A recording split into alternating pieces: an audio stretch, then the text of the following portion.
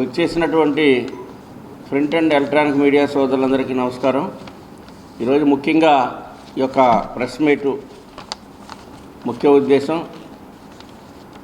రాష్ట్ర ప్రభుత్వం కూటమి ప్రభుత్వం ఏర్పడిన తర్వాత సూపర్ 6లో భాగంగా మరి 5 కార్యక్రమాలని అమలు చేసుకుంటూ 5వది శ్రీ శక్తి ఉచిత బస్సు ప్రయాణ కార్యక్రమాన్ని మొన్న ఆగస్టు 15వ తారీఖుని ప్రారంభించడం జరిగింది. నేటికి 5 రోజులు కావస్తూ ఉంది.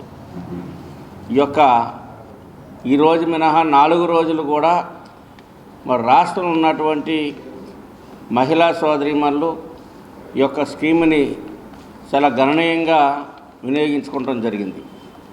అదేవిధంగా మొదట్లో మరి ఇటువైపు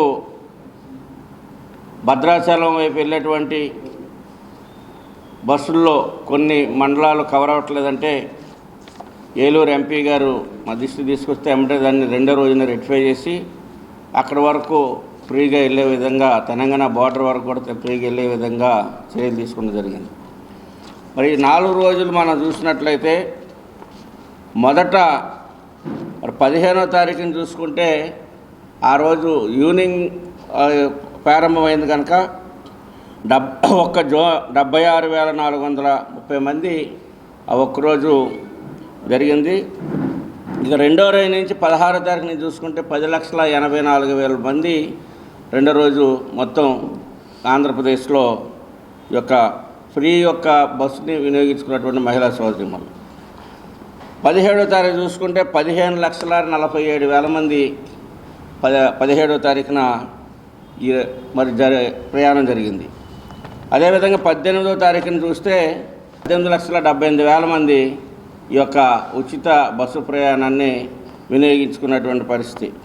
మరి 19వ తారీఖు నిన్న మనం చూసినట్లయితే దాదాపు 17,67,000 మంది ఈ ప్రయాణాన్ని వినియోగించుకున్నారు. అంటే ఈ 4 రోజుల్లో దాదాపు 63,58,315 మంది ఈ స్కీమ్ని వినియోగించుకున్నటువంటి పరిస్థితి మనం చూసాం. అదేవిధంగా మన విజయవాడ జోన్ చూసినట్లయితే మొదటి రోజునే 22,000, 2వ రోజు వచ్చేసరికి 2,80,000, 17వ తారీఖు వచ్చేసరికి 3,98,000, 18వ తారీఖు వచ్చేసరికి 4,94,000, 19వ తారీఖు వచ్చేసరికి 4,57,000. అంటే దాదాపు ఒక్కొక్క జోన్లో 4-5 లక్షల మంది మహిళా సోదరీమణులు ఈ స్కీమ్ని వినియోగించుకుంటున్నారు.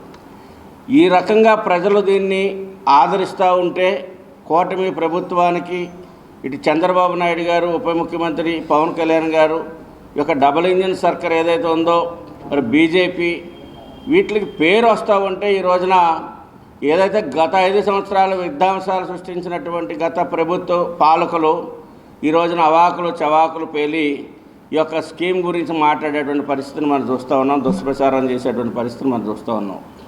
ఇవాళ చాలా క్లియర్ కట్గా ప్రజలు ఏ రకంగా ఇదేవి కళ్ళబొల్లు మాటలు చెప్పేది కాదు, ఇదంతా కూడా ఒక సిస్టమ్ ప్రకారంగా ఆన్లైన్లో జరిగేటువంటి లెక్కలు ఇవన్నీ. దాదాపు 20 కోట్ల రూపాయలు మహిళలకి ఈ 4 రోజుల కాలంలోనే 20,96,00,000 రూపాయలు లబ్ధి ఈ రాష్ట్రంలో మహిళలకి ఈ 4 రోజుల కాలంలోనే జరిగిందంటే మనం దాన్ని ఎంత ఆదర్శనీయంగా ఈ స్కీమ్ ముందుకెళ్తూ ఉంది. తద్వారా 20 కోట్ల రూపాయలు ఈ రాష్ట్రంలో ఉన్నటువంటి మహిళలకి ఆదా కలిగింది. అంటే ఆదాయం వాళ్ళ ఖర్చుని ఖర్చు నుంచి వైదొలిగి ఏదైతే ఈ డబ్బులు ప్రభుత్వం వాళ్ళకి చేయవతనవటం వల్ల ఈ డబ్బులు వాళ్ళకి కుటుంబానికి ఉపయోగపడేదానికి మిగిలినాయి.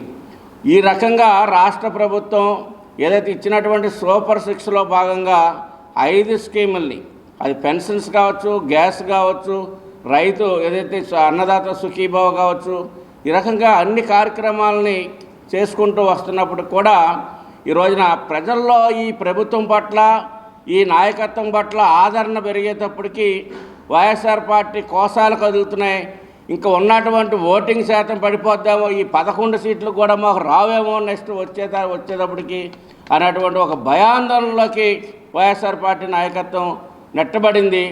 ఆ పరిస్థితిలో మాత్రమే రోజుకొకరు ప్రెస్ మీట్ పెట్టి ఈ యొక్క ఉచిత బస్సు సౌకర్యాన్ని విమర్శించేటువంటి పరిస్థితి కానీ, లేకపోతే రాష్ట్ర ప్రభుత్వం చేస్తున్నటువంటి సంక్షేమ కార్యక్రమాలను విమర్శించేటువంటి పరిస్థితి కానీ, అభివృద్ధి కార్యక్రమాలను విమర్శించేటువంటి పరిస్థితి కానీ, మౌలిక వసతుల కల్పనలో తీసుకుంటున్నటువంటి నిర్ణయాలని విమర్శించేటువంటి పరిస్థితి కానీ ఇవన్నీ చూస్తూ ఉన్నాం.